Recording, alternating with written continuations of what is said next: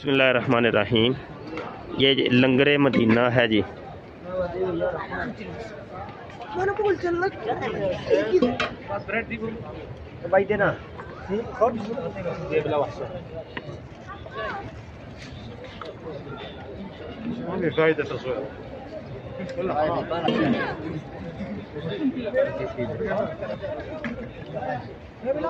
सलातुस्सलामु अलैका या सय्यदी या रसूलल्लाह व अला आलिका व अस्हाबिका या सय्यदी या हबीबल्लाह।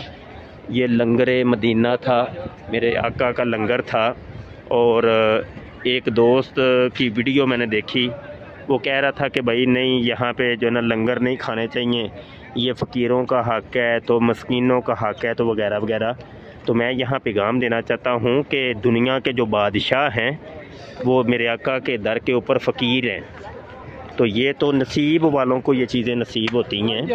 तो हालांकि ये जो बादशाह हैं, हमने उनको इस लाइन में लगे हुए देखा है।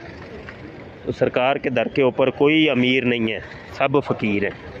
तो ये हमारे भाई भी लेके आए हैं लंगरे मदीना। सुबहान अल्लाह, यूसुफ भाई मदीने वाले। अस्सलातु वस्सलामु अलैका या सय्यदी या रसूलल्लाह व अला आलिका व अस्हाबिका या सय्यदी या हबीबल्लाह। अस्सलातु वस्सलामु अलैका या सय्यदी या रसूलल्लाह व अला आलिका व अस्हाबिका या हबीबल्लाह।